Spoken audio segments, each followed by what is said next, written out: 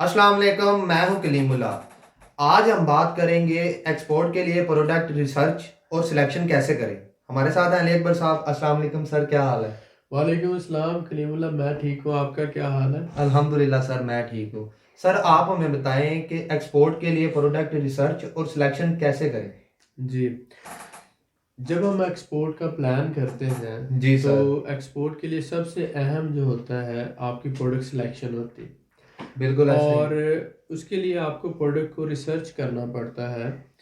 अब उसमें ये आ जाता है, रिसर्च आप करते हैं कि कौन सी प्रोडक्ट जो हम पाकिस्तान से या मेरे शहर से या मेरे गांव से या मेरे मुल्क से जी सर। ये प्रोडक्ट कितनी मिकदार में और किस पोटेंशियल के साथ हम इसे इन कंट्रीज को सेल कर सकते हैं और आउट कंट्रीज को सेल कर सकते हैं। बिल्कुल ठीक है सर। तो जब भी आप कोई प्रोडक्ट फाइनल करते हैं तो आप ये देखते हैं कि इस प्रोडक्ट में पोटेंशियल कितना है और मैं किस हद तक कितने वॉल्यूम में इस पे काम कर सकता हूँ। जी सर। तो जो भी बंदा एक्सपोर्ट बिजनेस में आता है वो हाई एक्सपेक्टेशंस के साथ आता है।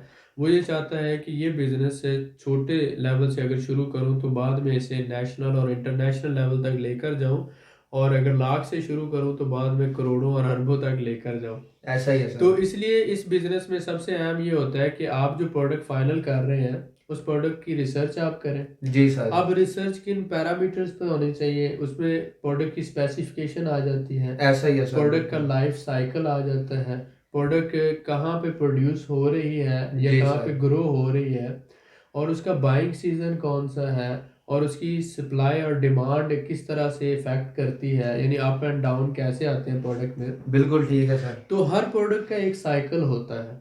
तो आप जब रिसर्च करते हैं तो आप ये देखते हैं कि जो मेरी प्रोडक्ट है इसका लाइफ साइकिल क्या है, जी और सर। एक पूरे साल के अरसे में इसकी डिमांड कब सबसे कम होती है और कब सबसे ज़्यादा होती है, और इसकी प्राइस कब सबसे कम होती है और कब सबसे ज़्यादा होती है। जी सर। तो ये सारे फैक्टर्स को आप मद्देनज़र रखते हुए उस पे प्रोडक्ट पे रिसर्च करते हैं। जी फिर सर। आप ये देखते हैं कि मेरे गांव में, मेरे शहर में या मेरे सूबे में इस प्रोडक्ट की डिमांड क्या है, ऐसा ही है इसकी सर, प्राइस बिल्कुल क्या ऐसा ही है, है। और इसके अलावा मेरे मुल्क के दूसरे शहरों में इसकी डिमांड और सप्लाई की क्या सूरत हाल है और इसकी प्राइस क्या है। बिल्कुल तो ठीक है सर। उससे आपको पता चलता है कि मैं इसमें कोई एडवांटेज रखता हूँ। यानी कि अगर सपोज करें, हम बात करते हैं किसी एक प्रोडक्ट को ले लें, अगर हम बात करते हैं मिर्च की, रेड चिली की, जी सर। तो रेड चिली सबसे ज़्यादा जो है वो सिंध में पैदा होती है, ठीक है। जी सर। लेकिन सबसे ज़्यादा इस्तेमाल जो होती है वो पंजाब में होती है।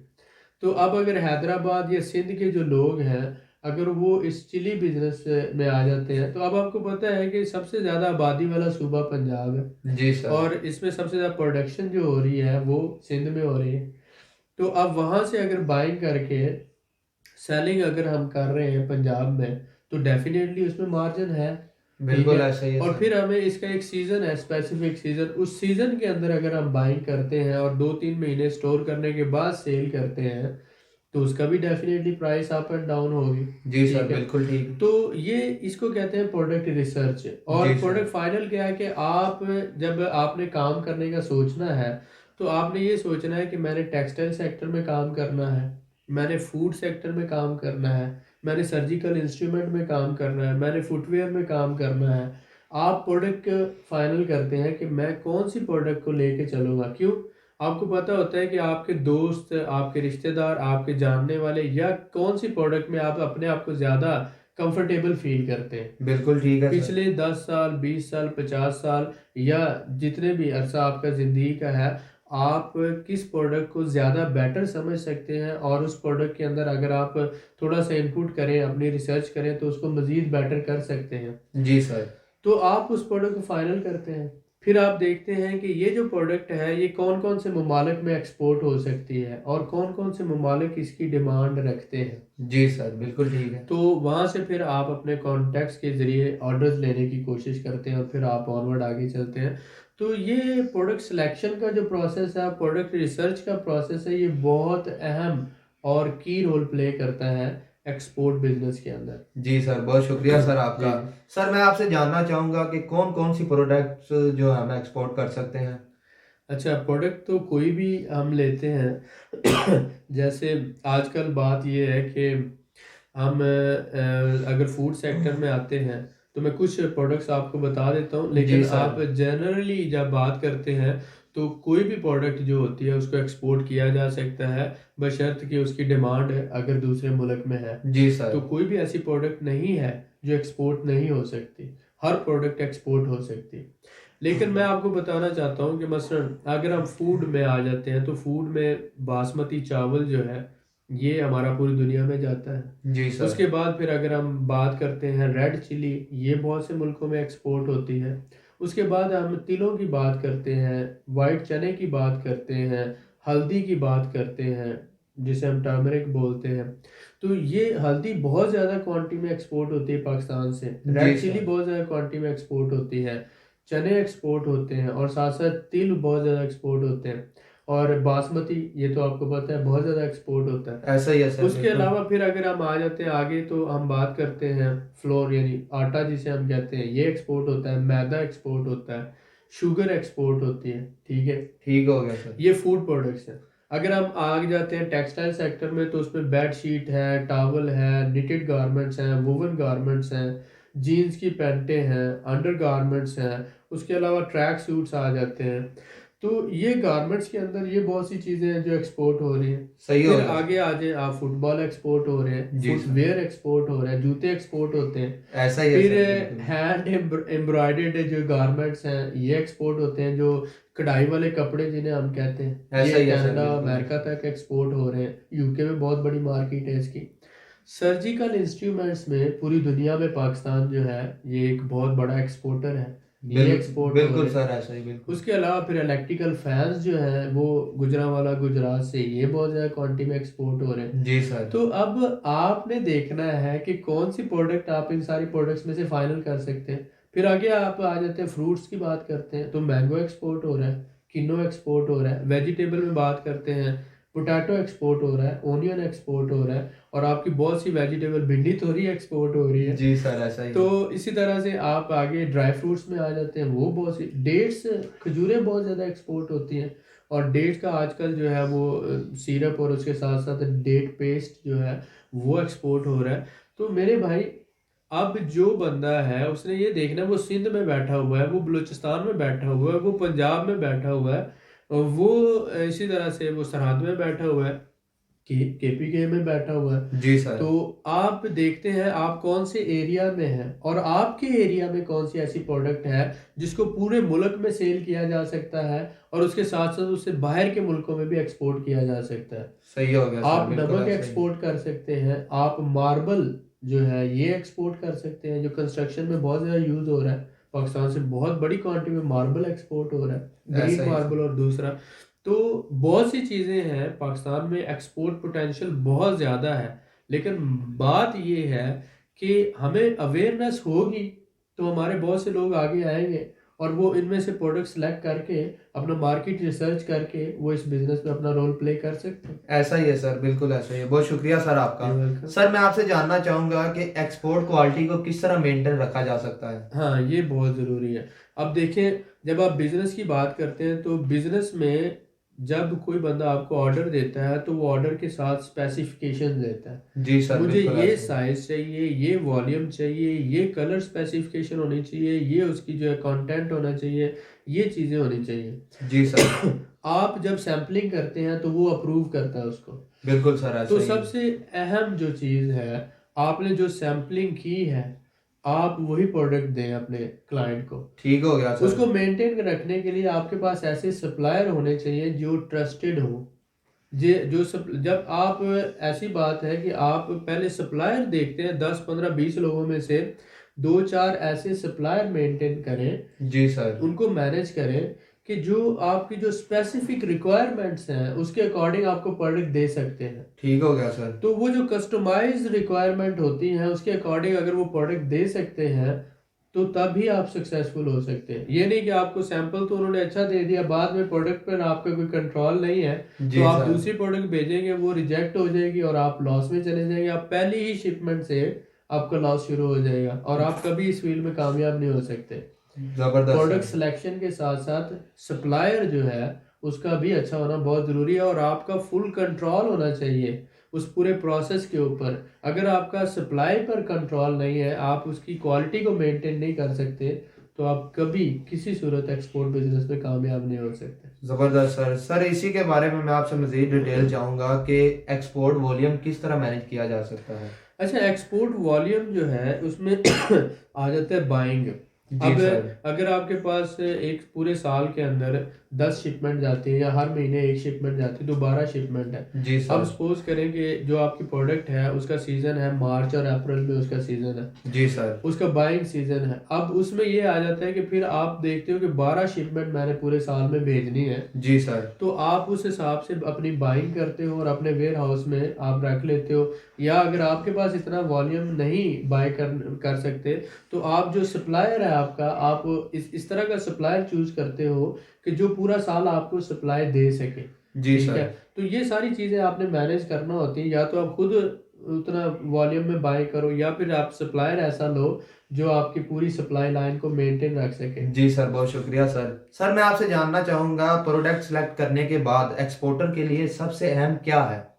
हाँ, प्रोडक्ट सेलेक्ट करने के बाद एक्सपोर्टर के लिए सबसे अहम ये होता है कि वो जो प्रोडक्ट है उस पर रिसर्च करें, जी सर। उसकी जो टर्मिनोलॉजी, स्पेसिफिक टर्मिनोलॉजी है, और उसकी जो क्वालिटी पैरामीटर्स हैं, और वो जो सारी चीज़ें उनको कैसे मेंटेन रख सकता है। जी सर। अगर उसको प्रोडक्ट के बारे में ए टू जी सारी इंफॉर्मेशन है, ठीक हो और गया। कोई उसको बेवकूफ़ नहीं बना सकता, और वो अपने प्रोडक्ट की क्वालिटी को मेंटेन रख सकता है, उसे पता है कि ये क्वालिटी ए है, ये बी है, ये सी है, ये डी है, ये ई है, जी और सर। 3-4 क्वालिटी या 9 क्वालिटी तक उसको पता है कि ये प्रोडक्ट की क्वालिटीज़ हैं, तो कोई भी सप्लायर उसको बेवकूफ़ नहीं बना सकता, और वो जानता है कि उसने क्वालिटी कैसे मेंटेन करनी है। जी सर। तो उसकी कामयाबी इसी में है।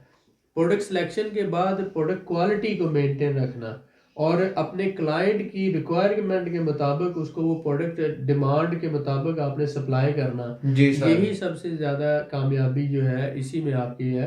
बीइंग एक्सपोर्टर जो कामयाबी में मेन जो की रोल है, वो आपकी आपकी क्वालिटी मेंटेनेंस का। जी सर, बहुत शुक्रिया सर। सर मैं आपसे जानना चाहूँगा मार्केट इमेज क्या है और एक्सपोर्टर के लिए क्या रोल प्ले करती है। जी बिल्कुल। मार्केट इमेज, सबसे पहले तो ये समझें कि हर बंदे का एक पब्लिक इमेज होता है। जी सर, ठीक बिल्कुल है, ठीक है।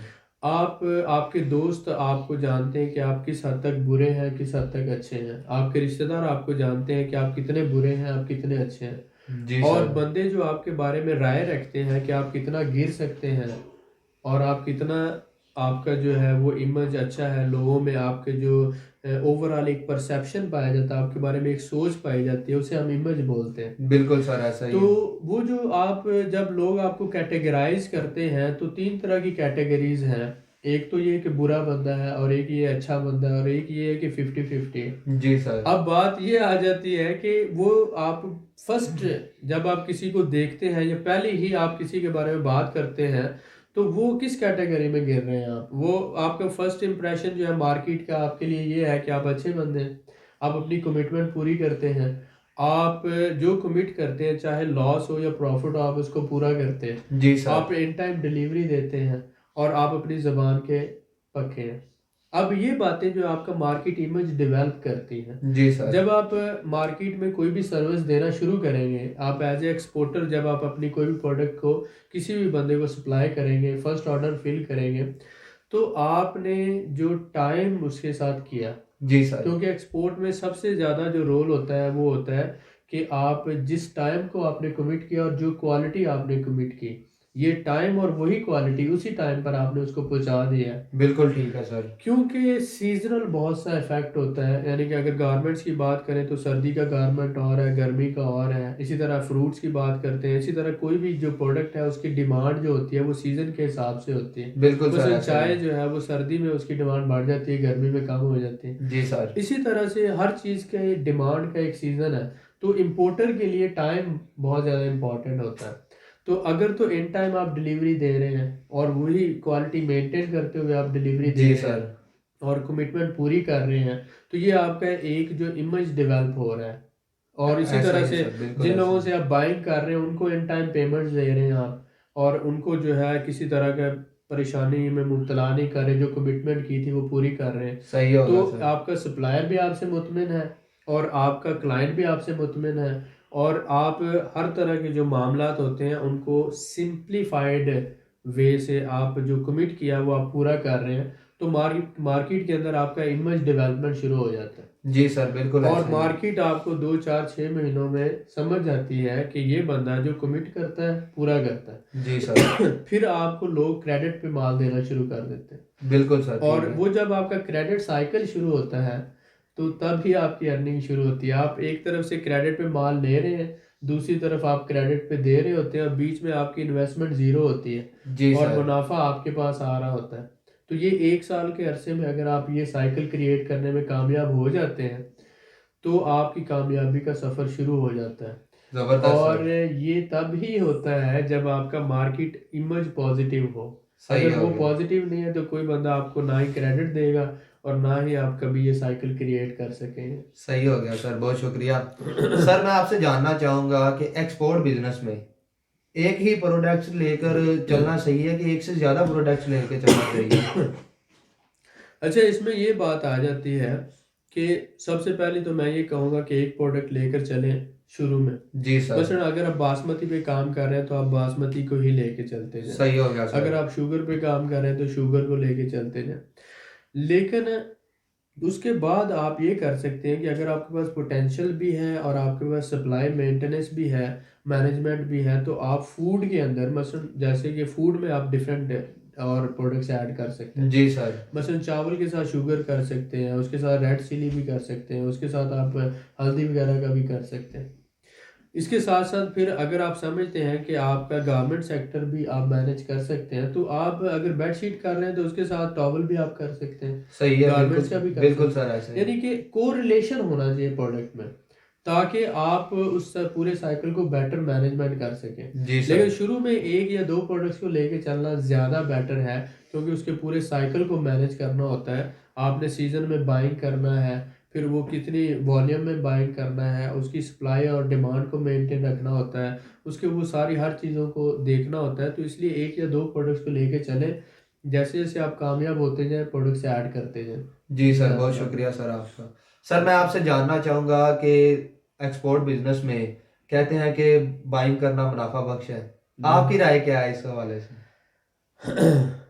इस सवाल को अगर हम ऐसे देख लें कि जो मुनाफा है वो बाइंग में है, जी सर, तो बिल्कुल। आपका सवाल बिल्कुल सही है कि आप जो भी एक्सपेक्टेशन करते हैं। मसलन मैं आपके साथ अपना एक पर्सनल एक्सपीरियंस शेयर करूंगा। जी सर। जब मैं आज से 16 या 18 साल पहले इस बिज़नेस में आया, तो मैंने टॉवल का बिज़नेस शुरू किया, और मैंने पहला जो 1 kg टॉवल ख़रीदा था जी वो सर। 1200 रुपये पर केजी ख़रीदा था।